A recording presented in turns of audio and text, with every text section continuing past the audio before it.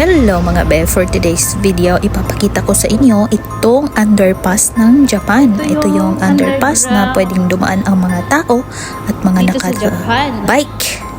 At alam nyo ba, dito sa Japan, lahat ng footbridge, lahat ng tawiran, may nakalaan talaga sila para sa mga naka-wheelchair at sa mga naka-bike. Uy, walang katao-tao mga be. Wala ring vendors. Wala ding homeless. At kapansin-pansin talaga ang sobrang linis talaga ng Japan kahit saan ka pa magpunta, kahit sa ganitong lugar din sa underpass, sobrang linis pa din talaga. Kaso nga lang kapag gabi tapos mag-isa ka lang, medyo creepy siya. Tapos ikaw lang yung maglalakad dyan, tapos wala kang kasama, yung ganun. Kahit may ilaw pa, medyo ako kasi matatakot din ako sa mga multo.